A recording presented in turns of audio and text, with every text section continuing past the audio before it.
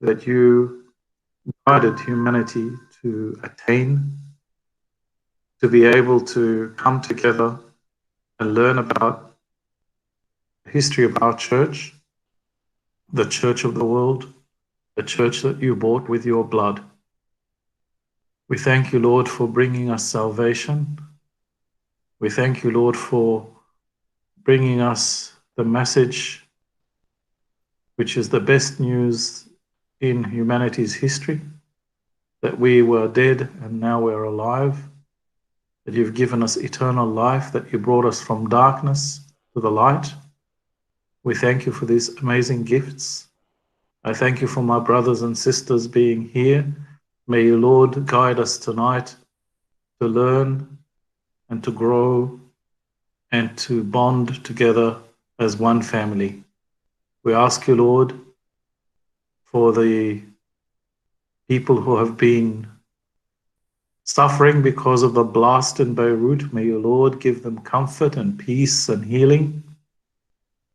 We thank you, Lord, for all your gifts, and we ask you, Lord, to also help us to conquer the virus so that we may be able to live a safe and secure life. I ask you for all my brothers and sisters who have need. I ask you for all my brothers and sisters who ask me to pray for them. Hear us through the prayers and intercessions of all the saints. When we say thankfully, Our Father who art in heaven, hallowed be thy name. Thy kingdom come, thy will be done on earth as it is in heaven. Give us this day our daily bread. Give us our trespasses, as we forgive those who trespass against us. Lead us not into temptation, deliver us from evil. Through Jesus Christ our Lord. For thine is the kingdom, the power, and the glory, forever and ever. Amen. In the Father, Son, God. Amen.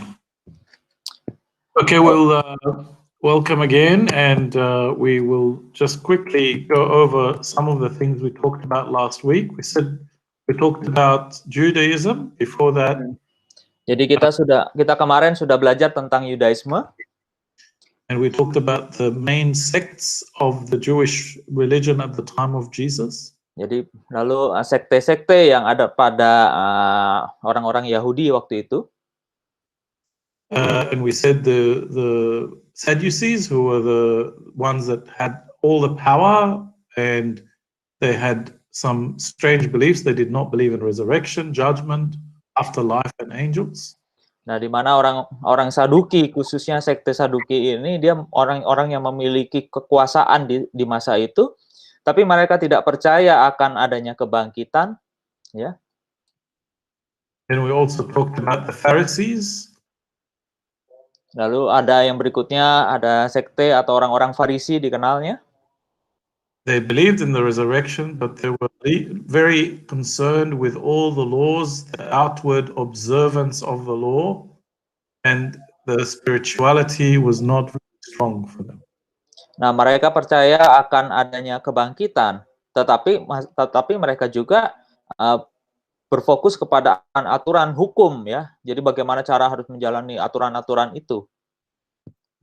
We also talked about the Essenes, who were people who left the comfort of the cities and lived mainly in the deserts near the Dead Sea, and we owe them a great big gratitude because they kept the Dead Sea Scrolls for us. Yes. Yeah. Oh, oke.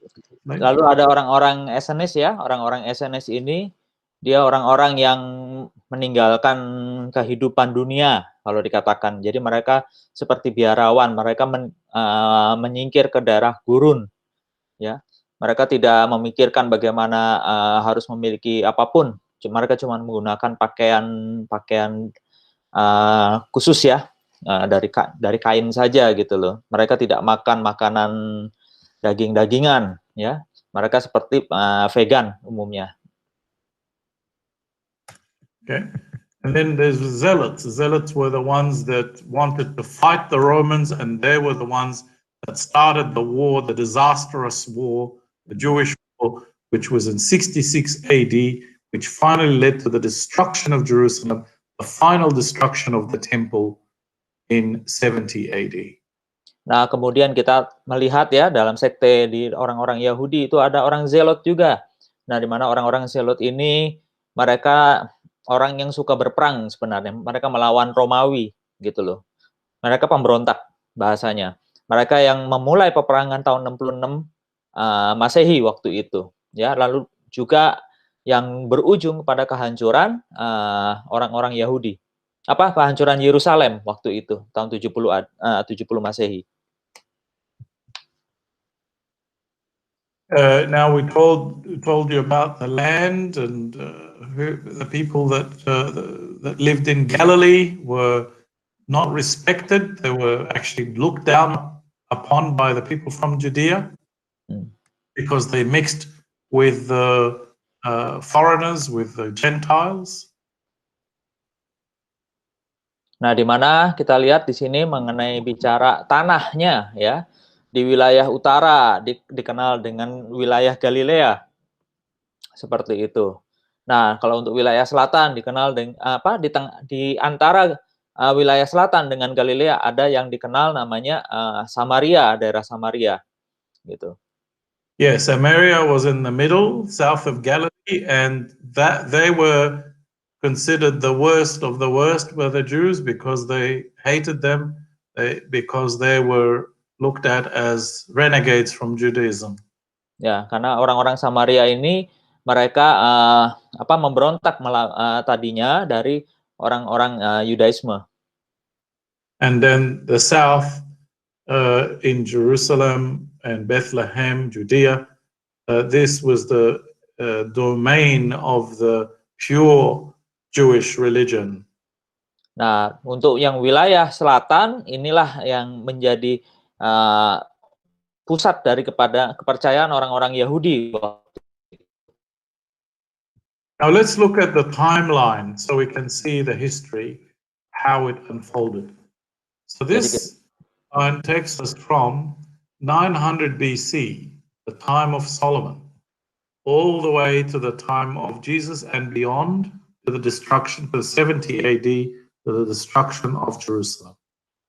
Now, I think Ian and I were talking about it before.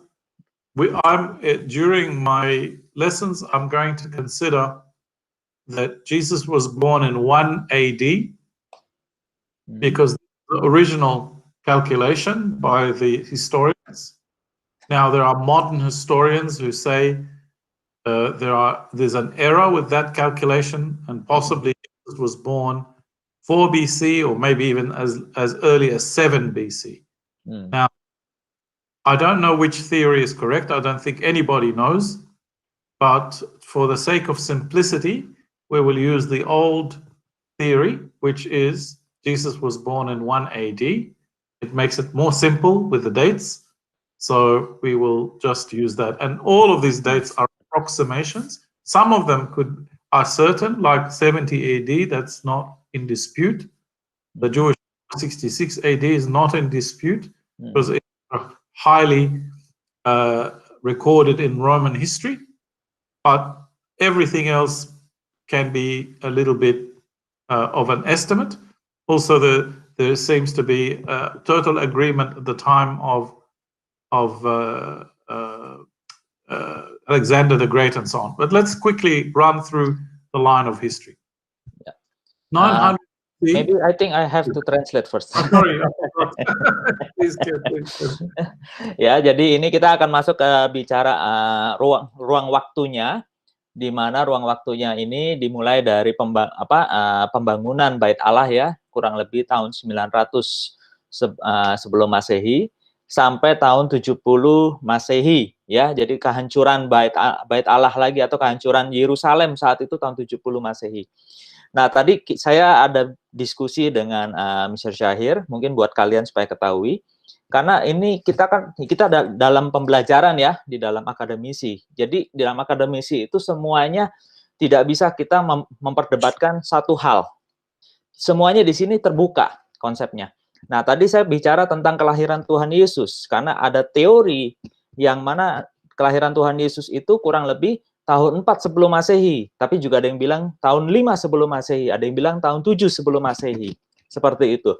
Nah, yang kita belajar hari ini oleh Mr. Syahir juga dijelaskan tentang kelahiran Tuhan Yesus menggunakan teori yang ada, yaitu di tahun 1 gitu loh. Jadi tidak ada tahun 0 ya, gitu loh. Jadi di dalam sejarah itu nggak pernah ada tahun 0, adanya tahun sebelum 1 sebelum Masehi, lalu masuk dalam 1 Masehi.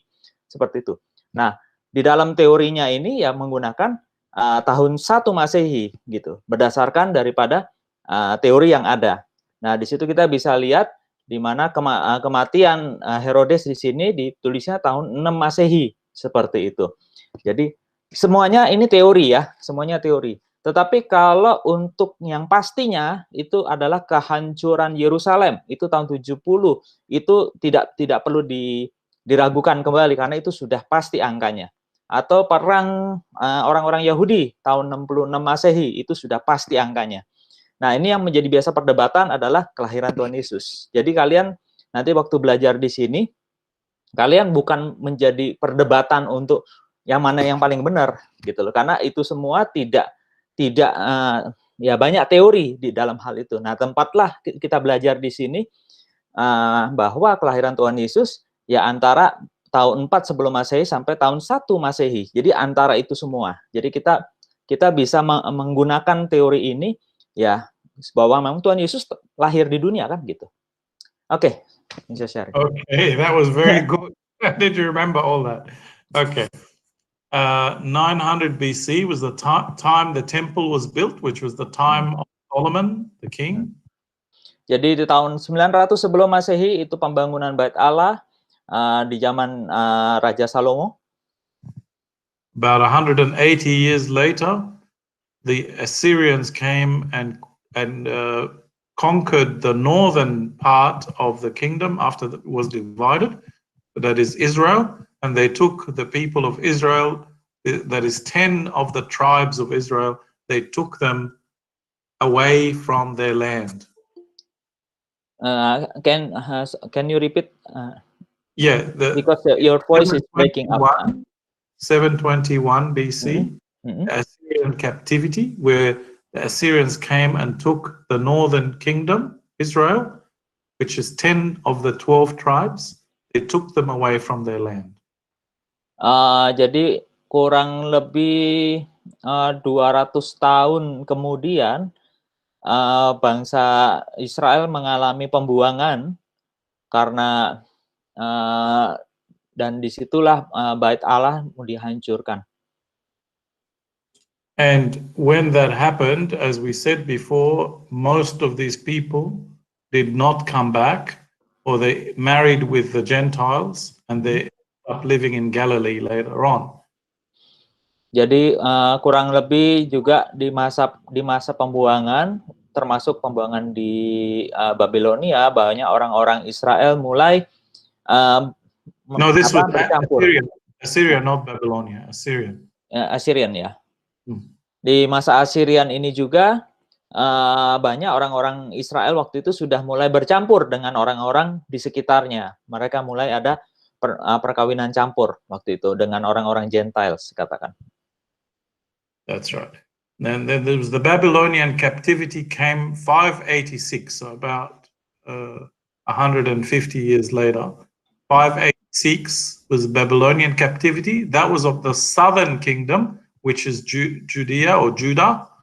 They took them, and then they came back 539, and that's when they rebuilt the temple. Nah, masuk tahun kurang lebih 586 sebelum Masehi, di situ terjadi kembali adanya pembuangan oleh orang-orang Israel ke tanah Babilonia ya, seperti itu. Dan kurang lebih 70 tahun ya, 70 tahun kemudian mereka baru kembali dari pembuangan. Jadi untuk tahap pertama ya, mereka kembali dari pembuangan. The birth of the Greek philosophy was around 400 BC. Dan lahirnya para filosofer Yunani itu kurang lebih tahun 400 sebelum Masehi. Then Alexander's empire began in 336 BC. Dan kekaisaran daripada Alexander dari Yunani waktu itu didirikan tahun 336 sebelum Masehi. And Alexander conquered Jerusalem 334 BC. Dan kurang lebih 2 tahun kemudian Alexander menguasai Yerusalem. Then he died a few years later, and he was followed by Ptolemy, one of his generals, who took control of Israel and of Egypt. Dan tidak lama kemudian setelah menguasai wilayah Yerusalem, akhirnya Alexander meninggal dunia dan dilanjutkan oleh jenderalnya namanya Ptolemy. And then Rome began to control all of Italy. That's in 265 BC. Dan kurang lebih tahun 265 sebelum Masehi, Roma mulai berkuasa ya, kekaisaran Romawi berkuasa dan di Italia. 15 years later, 250 BC, the Septuagint, that is the translation of the Old Testament to Greek, was completed in Alexandria in Egypt. Dan di masanya Ptolemy itu mulai ada penerjemahan ya dari bahasa Ibrani ke bahasa Yunani waktu itu, atau yang disebut Septuaginta, oleh 72 orang scholar dari Yerusalem. Ini kurang lebih mereka mengerjakan itu sampai menyelesaikan itu 250 sebelum Masehi. No, it was done in Alexandria, not Jerusalem. Di Alexandria, maaf tadi. Yeah. Then the Seleucids got rid of the Ptolemy dynasty, the Seleucid kings. Seleucides was another of Alexander's generals. So he got rid of the Ptolemies in Palestine, and they started ruling over the Jews in 198 BC. Nah, kurang lebih tahun 198 sebelum Masehi, Seleucides itu dia berkuasa ya. Dia salah satu penerus daripada Alexander ya. Dan disitulah dia mulai menguasai wilayah Mediterania ya di sana. Yeah, and one of the kings of the Seleucids, his name was Antiochus IV. In 175 BC, he became king over Palestine. Nah, di tahun 175 sebelum Masehi itu ada namanya Antiochus keempat ya, dia menjadi raja pertama di wilayah Palestina. And he was very hateful of the Jews. He hated the Jews very much. Dan dia adalah orang yang paling membenci orang-orang Yahudi. And he desecrated the temple by bringing prostitutes inside the temple, and he banned the Jewish religion and banned their prayers and so on. Nah, di mana di masa kekuasaannya Antiochus itu di Palestina, karena dia sangat membenci orang Yahudi waktu itu, sampai-sampai Bait Allah pun didiskreditkan ya, dirusak fungsinya, yaitu dengan adanya prostitusi di bawah ke dalam Bait Allah. Dan juga banyak orang-orang Yahudi waktu itu tidak bisa menyembah Allah karena tidak boleh masuk ke dalam sana. The Jews were very angry and they started forming a resistance to Antiochus. And there was an old king by the name of Matthias Maccabee who had 4 boys. And then the 4 boys were very strong generals, and they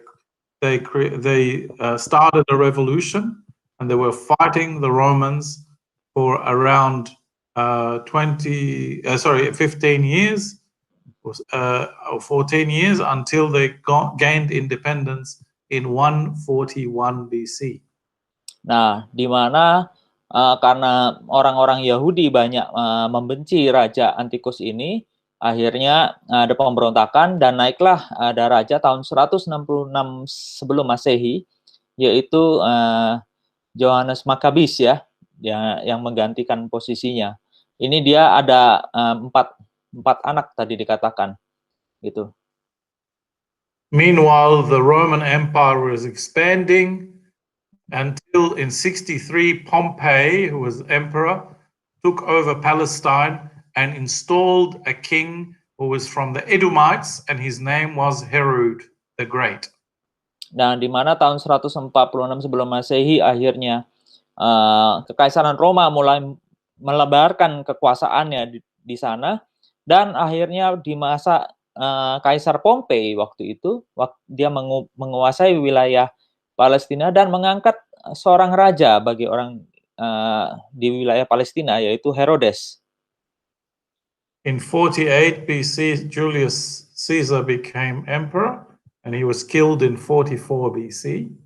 Nah, di mana di tahun 46 sebelum Masehi naiklah Julius Caesar ya, menggantikan yang kaisar sebelumnya. Dan akhirnya dia mati kurang lebih 4 tahun kemudian dia dibunuh. I think this date is wrong. It should be 27 BC. The temple was finished, was rebuilt by Herod the Great. Ya, itu tulisannya ada sedikit kesalahan ya, harusnya tahun 27 sebelum Masehi, yaitu Bait Allah dibangun kembali. And it was about that time that Caesar Augustus took over in Rome. Lalu naiklah di masa itu juga, tidak lama kemudian itu naik Kaisar Agustus ya. And of course, our Lord was born, we believe, according to this theory, 1 AD, and 6 years later, Herod dies. Dan berdasarkan daripada data yang ada di sini ya, jadi kurang lebih tahun 1 Masehi di mana kelahiran Tuhan Yesus, dan kurang lebih tahun 6 Masehi itu kematian daripada Herodes. And after Herodes dies, the Romans directly rule in Jerusalem. They don't have an Idumean king anymore. It was just the Roman governor who was in charge. Nah, di mana di masa kematian dari Herodes itu, Kekaisaran Romawi langsung mengambil alih semuanya. Tidak ada lagi kepemimpinan dari orang-orang Edom, gitu. Dan ditaruhlah seorang penguasa di wilayah Palestina. And it was this time that our Lord came back from Egypt to the land of Israel. Dan sejak masa itulah Tuhan Yesus kembali bersama keluarganya dari tanah Mesir ya, kembali ke Israel. Now, Pontius Pilate was the Roman procurator or the Roman governor, and he reigned from 26 AD to 36 AD.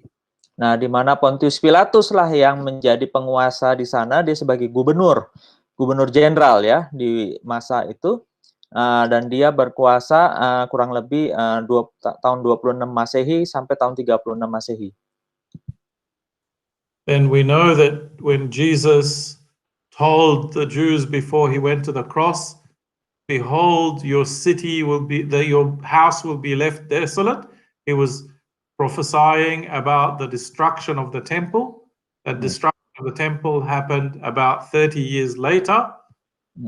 35 years later, let's say, after the beginning of the Jewish war, and it ended with a complete destruction of Jerusalem, complete destruction of the temple, and the Jews no longer were able to rule in the land of Palestine or the land of Israel. Nah, di mana dalam perjalanannya Tuhan Yesus pernah menubuatkan tentang kehancuran Yerusalem, ya, dan itu terjadi ya kurang lebih 35 tahun setelah terjadinya perang besar, ya perang Yahudi, gitu loh. Dan disitulah terjadi tahun 70 Masehi, yaitu kehancuran Yerusalem. Okay, now we started talking about heathenism. I'll be very quick. We said there are religions in the empire. Nah, kita masuk ke dalam heathenism, di mana di sini secara singkat aja. And we talked about the worship of Isis, which originally came from Egypt but was very popular in the Roman Empire. Nah, kita bicara di dalam Hedonism terakhir, kita bicara tentang ada kekaisaran, ini penerusan kekaisaran Alexander ya di wilayah Mesir. Ini termasuk adanya dewi di Mesir sana.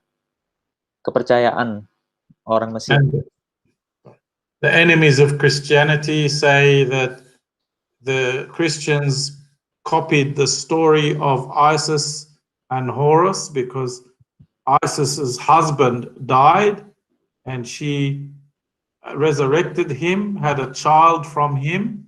His name was Horus, and it was Horus who revenged against the evil brother whose name was Seth. So they're saying there are similarities with the Virgin Mary, Jesus, and being Horus. Nah, di mana di ceritanya ini banyak orang-orang yang anti kekristenan waktu itu atau anti Kristusan di masa itu mengatakan bahwa latar belakang daripada kekristenan itu sendiri diambil dari cerita ini gitu loh, yang digambarkan yaitu bicara Isis dan Osiris, dan dari kematiannya itu dan kebangkitannya akhirnya melahirkan namanya Horus, yang dimana Horus itulah digambarkan seperti Tuhan Yesus. But we said that the story is very different, and we say that we told you the story last time, and if you like we can say it after if anybody missed it or would like to hear it again. We don't have time now, but it is a very different story, and the only similarity is only coincidental, nothing to do with reality. Ya, tapi kita ketahui ya bahwa cerita ini tidak sama ya dengan apa yang menjadi latar belakang yang kebenarannya daripada tentang kelahiran Tuhan Yesus itu sendiri. Ya, ini menjadi, tapi kita tidak akan menceritakan ini kembali karena waktu ya, kita mengejar waktu.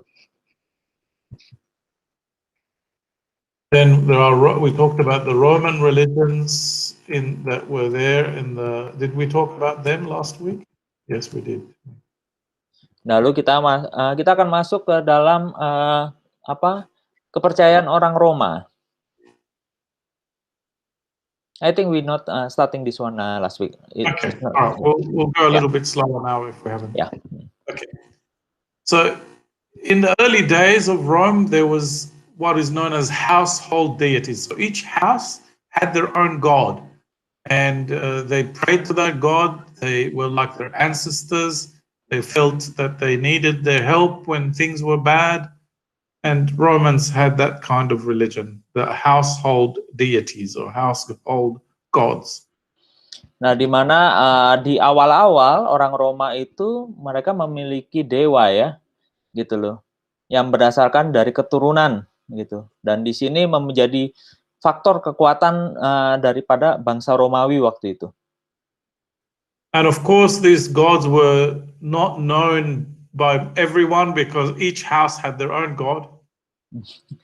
Dan menariknya adalah dewa-dewanya orang Romawi ini bukan satu, tapi banyak sekali. Dari setiap rumah mungkin punya dewanya sendiri-sendiri. So when the empire began to grow, they started borrowing the Greek gods and introduced them, having given them Roman names instead. Dan tapi di dalam waktu masa kekaisaran Romawi menjadi besar waktu itu, akhirnya kekaisaran membuat satu agama, yaitu yang diambil daripada agama Yunani waktu itu, dan hanya diganti namanya dengan nama-nama Romawi. So Zeus became Jupiter, seperti Zeus jadi Jupiter, etc. So dan lain-lain. There was also another Roman religion. So you had the ancestors or the household gods, then you had the Greek gods with Roman names. The third religion or the third stage was the worship of the emperor. Nah, di mana di dalam perjalanannya akhirnya kaisar itu sendiri yang harus dipuja ya. And this became a very big problem later on when Christians refused to worship the emperor. They were looked at as traitors. Nah, tetapi ini menjadi satu masalah yang besar sekali bagi kekristenan waktu itu, karena kekristenan menolak sekali memuja kaisar sebagai dewa. And Roman religion was a state religion, like a duty that the citizens of Rome had to practice. So it had no warmth, no fellowship, no union with the divine, no salvation. Nah, bagaimanapun karena kekaisaran Romawi ini sebuah negara besar, akhirnya dia menentukan satu agama yang harus ada di dalam negara itu.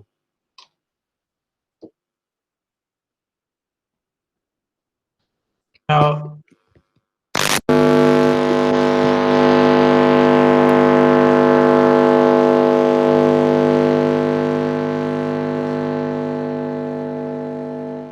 you there, Ian?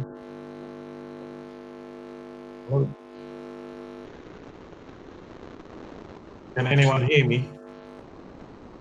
Suara jelas? Yes, can you hear me? Jelas nggak suaranya? Halo. Mister Ian punya suara nggak ada? Halo. Yes, I'm here. I can hear you now. Is that you, Ian? Yeah, I can. Okay, because I had some really strange noises. Okay. Okay. 4:4 it says, but when the fullness of time had come, God sent forth His Son. Hello. Nah, di Galatia 4 ayat 4 di situ dikatakan di kepenuhan waktu tiba Tuhan mengirimkan anaknya. Sebentar, saya buka. I read in the Bible first. Okay. Tetapi setelah genap waktunya, maka Allah mengutus anaknya yang lahir dari seorang perempuan dan takluk kepada hukum Taurat. The success of Christianity owed much to the providential preparation found in Jewish teaching and hopes, language and culture, and in Roman peace, justice, communication, and administration. Nah, di mana kesuksesan daripada perkembangan kekristenan itu juga tidak terlepas daripada pengajaran-pengajaran Yahudi dan pengharapan-pengharapan mereka, ya, yang mana itu dikembangkan dalam bahasa Yunani waktu itu, termasuk budayanya dan juga waktu di masa kedamaian daripada kekuasaan Roma waktu itu.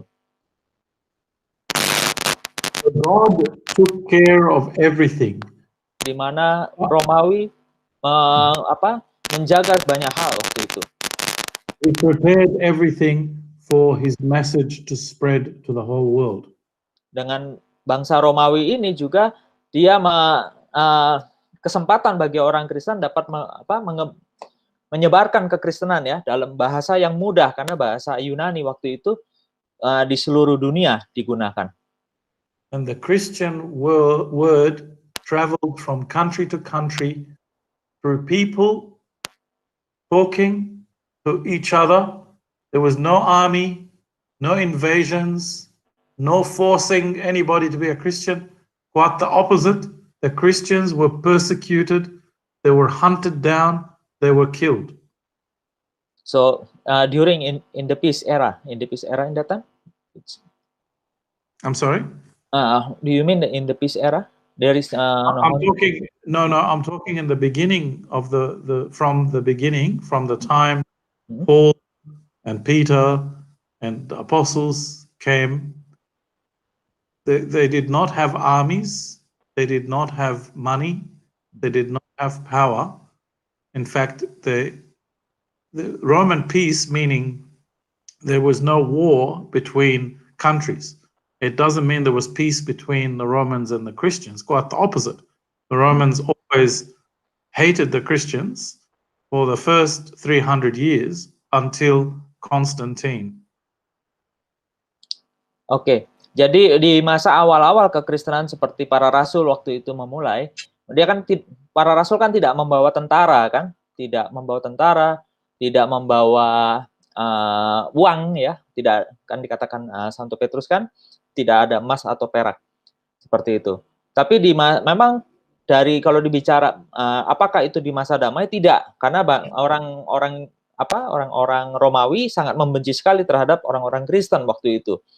Tetapi karena keberadaan Romawi itu berkuasa di wilayah yang cukup luas di dunia waktu itu, ini menjadi sebuah sarana bagi kekristenan dapat menyebarkan tentang pengajarannya gitu loh. Karena dengan bahasa yang mudah, yang sama di seluruh dunia yang digunakan.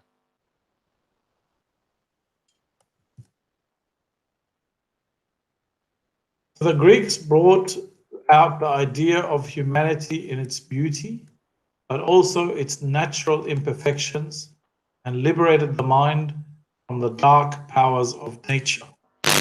Ya, dan di mana bicara Yunani, ya, ini bicara kebudayaan Yunani waktu itu, ini telah membawa sebuah kemanusiaan yang sangat cara-cara ide-ide tentang kemanusiaan dengan cara-caranya yang sangat luar biasa waktu itu. Memang ini tidak sempurna secara ininya, tetapi telah membuka banyak cara berpikir ya, daripada ya boleh dikatakan kegelapan ya, kuasa kegelapan di dalam yang ada di dalam dunia itu, tapi membuka cara berpikirnya gitu. To many of the greatest such as Justin Martyr, Clement of Alexandria, Origen, and even Augustine, Greek philosophy was a bridge to the Christian faith. Nah, banyak sekali bapak-bapak gereja seperti juga Justin the Martyr ya, lalu ada Saint Clement dari Alexandria, Origen ya, dan juga adanya Agustin ya, dan juga banyak filosofer Yunani itu yang menjadi jembatan dalam iman kekristenan.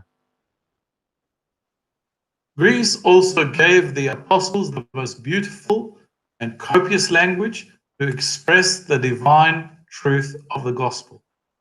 Begitu di Yunani itu memberikan dengan adanya Yunani itu sendiri, di mana memberikan kesempatan kepada para rasul ya dapat menggunakan ya, mengekspresikan atau memberitakan tentang kebenaran daripada Injil. God had also provided that the Greek language be spread all over the world to make it the organ of civilization through the short but accomplished life of Alexander the Great. So Alexander the Great brought the Greek language to all parts of the world, and this was the instrument that God used to spread his message throughout. Di mana di masa kepemimpinan Alexander waktu itu, Tuhan juga mengizinkan adanya dia. Kenapa? Karena Alexander inilah yang pertama kali membuat satu penyebaran bahasa ya di wilayah di dunia ya umumnya gitu loh. Sehingga ini memudahkan ya gitu loh, sebagai sarana yang paling mendasar untuk kemudian para rasul bisa menyebarkan kekristenan.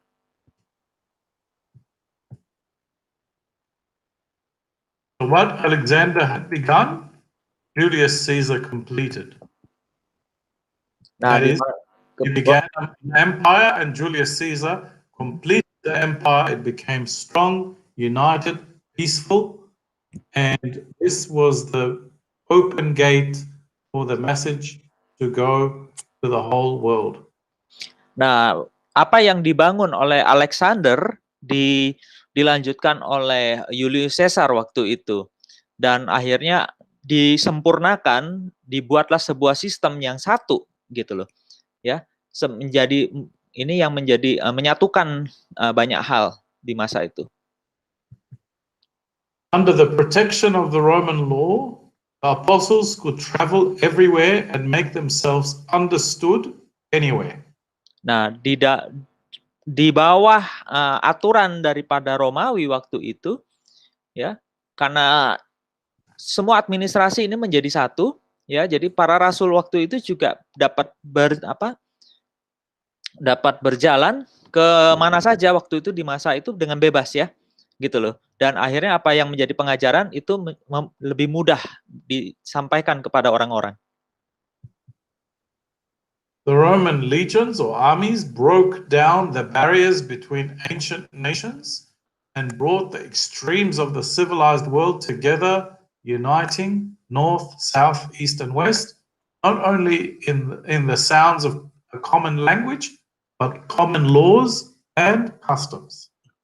Nah, di mana tentara Romawi waktu itu ya menghancurkan batasan-batasan atau pagar-pagar yang dibangun oleh negara-negara di masa sebelumnya, sehingga ini menyatukan wilayah utara, selatan, timur, barat ya, dan juga termasuk bahasa yang digunakan ya, bahasa, hukum-hukumnya gitu, dan banyak yang lain yang disatukan oleh masa Romawi.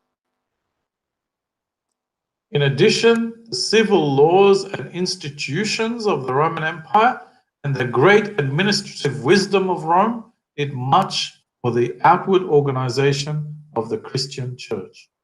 Dan dalam hal ini juga bagaimana aturan-aturan kemanusiaan atau kemasyarakatan ya, lalu juga ada institusi-institusi, administrasi-administrasi, juga kebijakan-kebijakan yang daripada Roma di sini sangat membantu bagaimana perkembangan kekristenan. So this is how the Romans prepared the world for Christianity.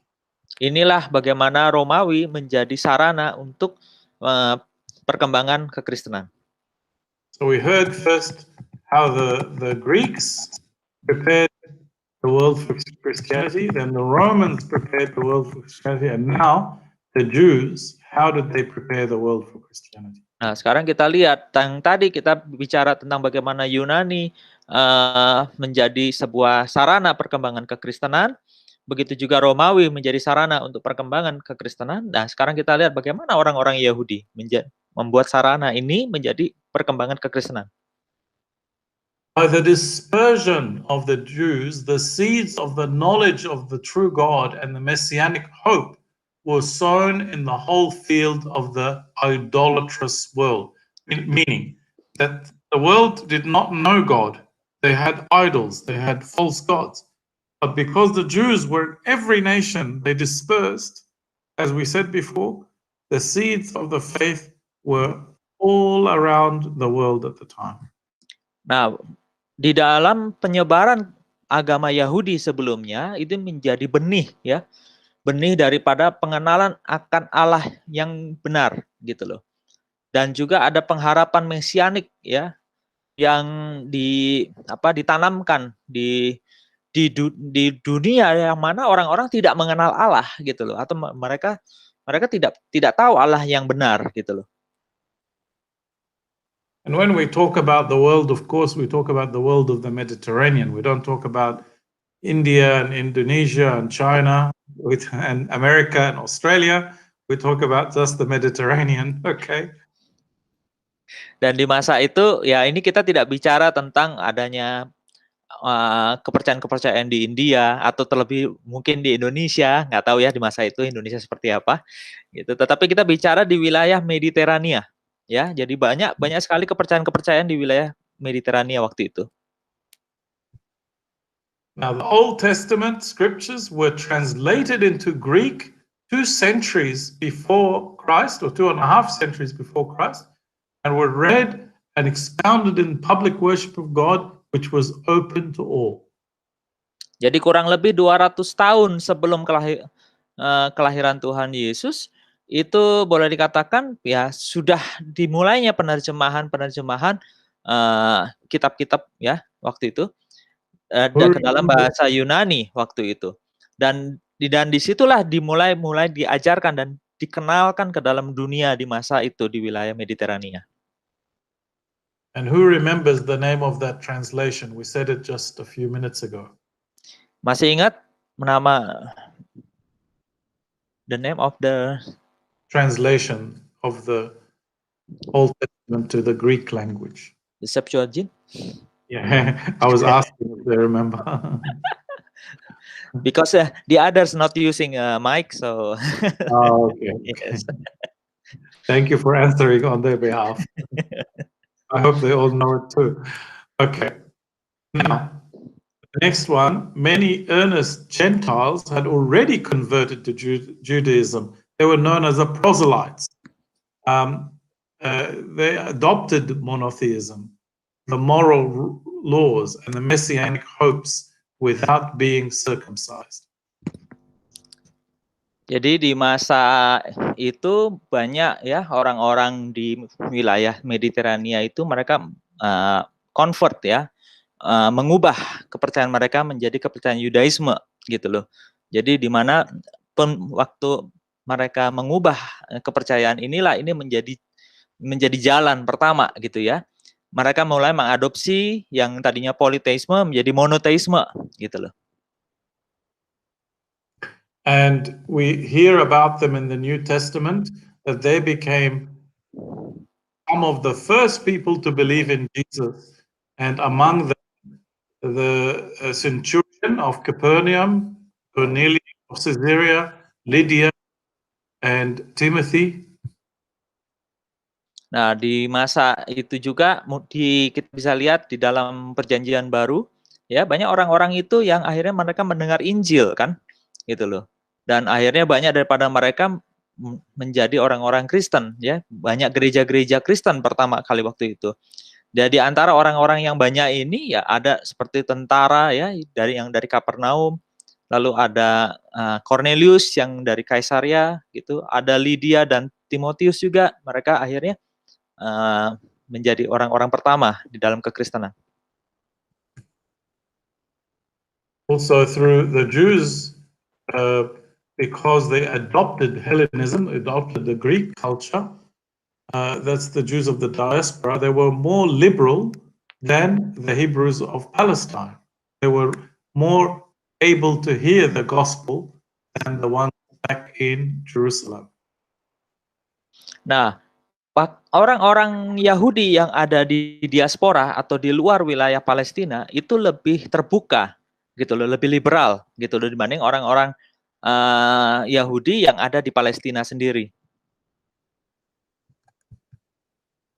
Philo had deducted from the books of the Proverbs and Wisdom a doctrine of the Logos so strikingly similar to that of John's Gospel, although he stopped short at the incarnation.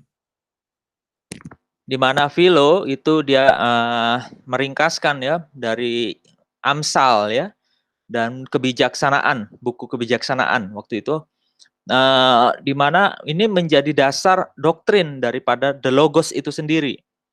Nah, ini sama seperti yang digunakan oleh Injil Yohanes, dikatakan Logos di situ.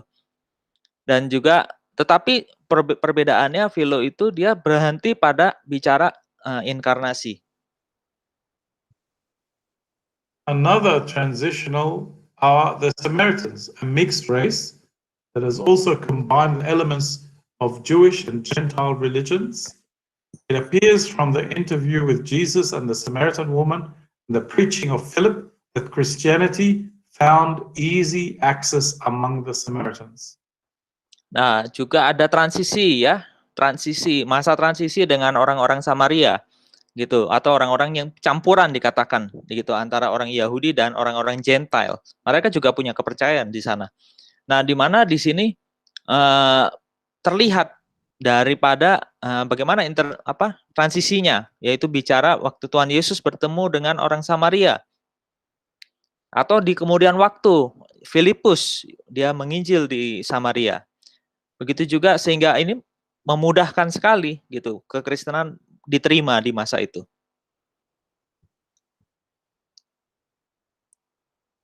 So in the fullness of time, Hellenism brought civilization to its highest, established a common language, philosophy, and formal religion had no sway over the people. Again, we're just recapping, revising. Nah, di mana Hellenisme ini membawa budaya yang sangat besar, ya pengaruh yang sangat besar. begitu juga karena dengan Helenisme ini ada sebuah bahasa yang menjadi bahasa mendasar, bahasa utama yang digunakan. Atau kalau kita mau kenal mungkin bahasanya kayak bahasa Inggris lah hari ini ya, di seluruh dunia dikenal gitu. Nah, dan di masa itu juga filosofi itu mulai diperkenalkan ya ke seluruh dunia dan membawa sebuah dikatakan final inner peace atau kedamaian akhirnya melalui filosofi itu membawa kedamaian. Nah, di mana secara formal kepercayaan-kepercayaan itu tidak sampai sebatas pemikiran, tetapi juga akhirnya sampai dapat diajarkan dan bisa dirasakan.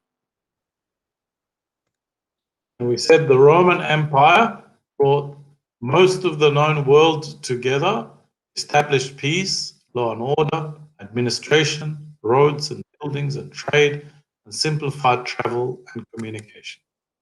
Nah, dan perkembangan dari Kekaisaran Roma itu juga membawa ini semua, khususnya pengetahuan-pengetahuan ini di dalam dunia di masa itu ya, bersama-sama. Dan juga Kekaisaran Roma membuat satu kedamaian, aturan-aturan ya juga, dan membuat penyatuan administrasi ya.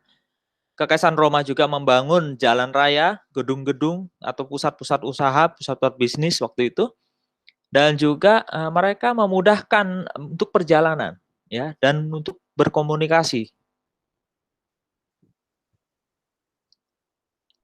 And then we said Judaism, having scattered throughout the empire, was the seeds of faith in the middle of the idol worship, and people everywhere in each country knew of the Jews, knew of the one God, the monotheism, and the synagogues were in every city, and the disciples went to the synagogues. And then, of course, the translation, the Septuagint, made the Old Testament accessible to everyone because it was translated in the common language of Greek. Nah, di masa Yudaisme ini, di mana orang-orang Yahudi ya membuat satu penyebaran Yahudi itu melalui kekaisaran juga ya, dan orang-orang di mana-mana akhirnya melalui Yudaisme ini mengenal monoteisme gitu. Nah, sinagog itu sudah ada di setiap kota waktu itu, berkembang di setiap kota ya, karena waktu itu pernah mengalami pembuangan atau diaspora. Nah, dan juga akhirnya Septuaginta itu yang digunakan di dalam kitab-kitab mereka.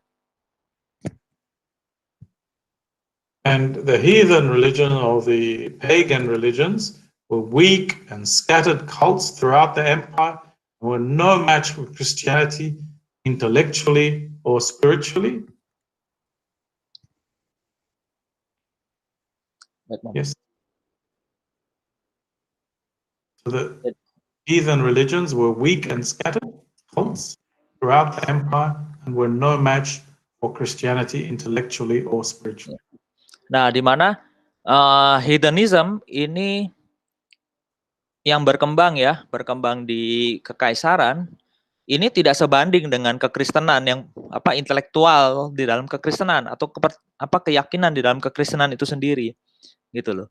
Jadi dia lebih tidak sebanding atau dia di bawah daripada kekristenan itu sendiri.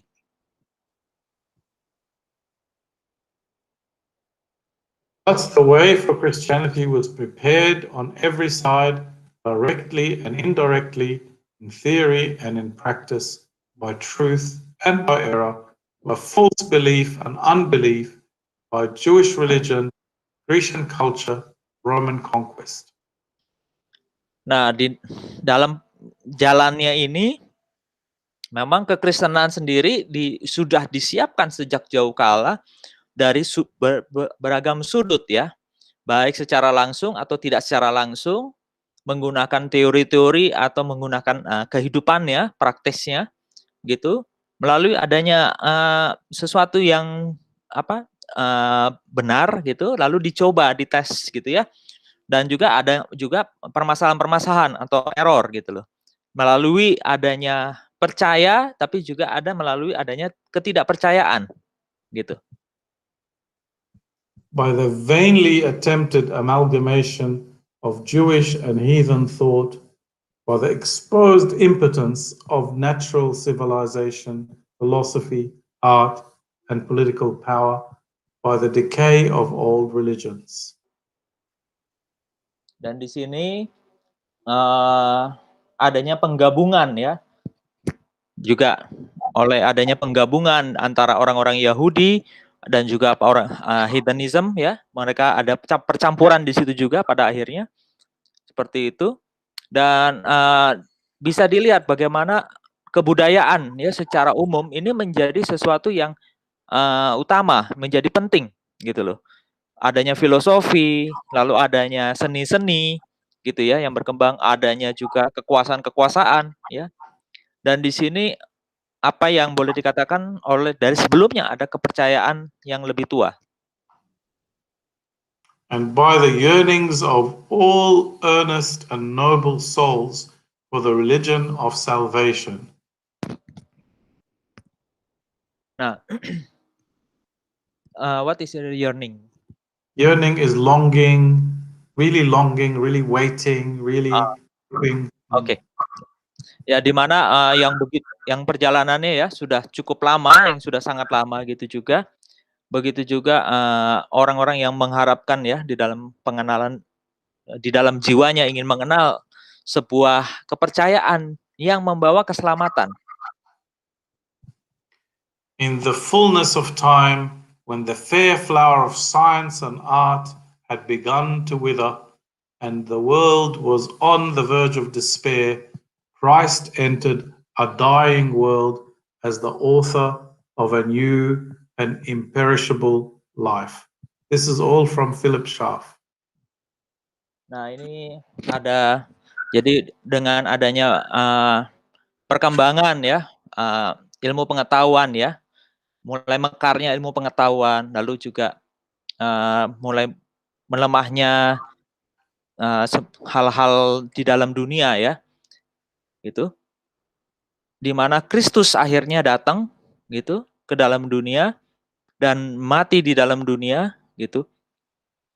Enter a dying world. Jadi Kristus itu datang ke dalam dunia yang mati ini gitu. Dan ini dituliskan tidak oleh si Paul Schaff ini ya, A New and Imperishable Life judulnya itu. Okay, we'll stop here. We'll take a 15-minute break, and then we'll come back to talk about how the disciples took the message to different parts of the world. Oke, kita akan istirahat dulu kurang lebih 15 menit. Nanti habis ini kita akan masuk ke dalam topik yang berikutnya. Thank you. 15 minutes. We'll be back at 10 past. 15 menit ya, jadi tidak lebih ya. I'll make a hot drink again.